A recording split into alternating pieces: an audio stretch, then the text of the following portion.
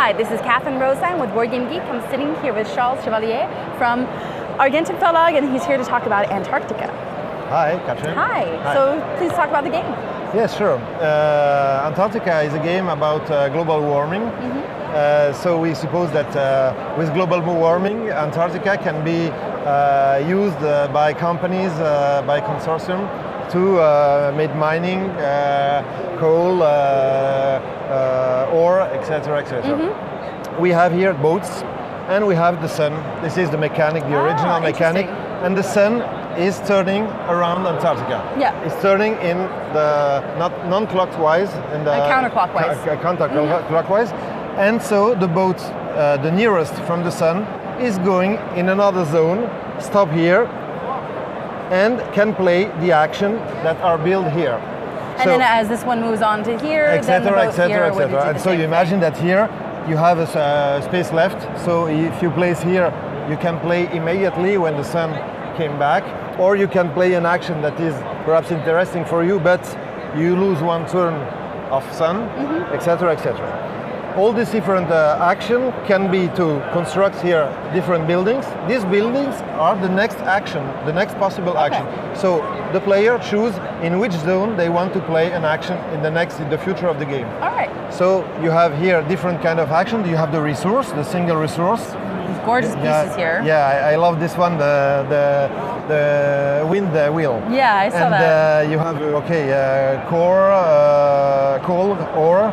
You have petroleum, oil, and you have fabrics, and these are the advanced resource, laboratory and fabrics that permitted you to construct different kind of prestige buildings. So the communication, the plankton farm, the headquarters, and you have here different action that you get scientists from your reserve to place here on the board. Because when I construct, for example, here, you can see we have this action. I show you how it works. I came here with this one. Here I can get scientists. I'm red, I take one. But if before I have construct this with my scientist, I can take two. So all my action are multiplied. Sorry, my accent is coming from Paris. So you can imagine to have here scientists. You can get new boats.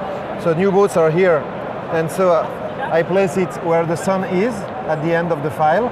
So I can play more than the other one. You can have here different tracks. Get on tracks here. On research.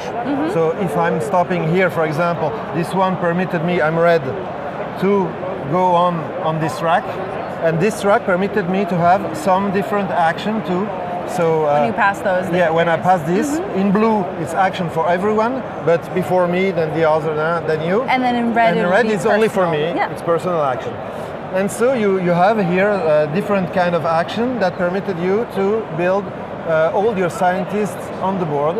At the end, we can win with the majority in the zone. So you can. It's a very. How can I say that? It's the majority player gets all the points of all the buildings and all the scientists in the. Okay, so for the majority, we can see that here the majority player can have 1, 2, 3, 4, 5, 6, 7 plus 1 for the zone, 8 points. The second one gets only the 2 of the other player, and if it's the third one of the second player, etc. If you are not present, you don't have points. The boats are not counting. Here it's the same, because you have stacks here in the tracks, and so here, for example, is 4 points plus 2 plus 1.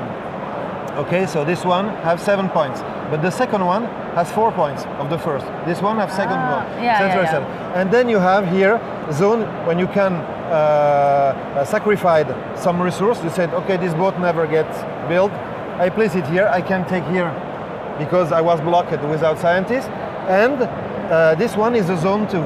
And you have some. So there'll be a majority in those areas as well. Another majority, and another majority for the laboratory, the buildings, the fabrics, and 2 of the communication and the headquarters, etc., etc. So all the different buildings permitted you to advance, taking this one because it's not clear. Here you can advance on a track of your choice. You can build this one, and you must have the boat here, the resource in front. So you imagine here, if I have the wheel is here, I have the wheel. Here we consider that my boat got energy. So this one can construct this building. So in that area over there. In that area, because the building is not there, and I've got the wheel here. I got 1, 2 here, but it's okay. So you imagine that where you are in front, so when you place the boats is to play before the other, to block perhaps a zone. The other one don't have this resource.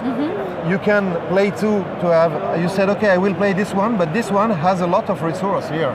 So you can build everything after, etc., etc. So it's a not complex game, but the possibilities are very big.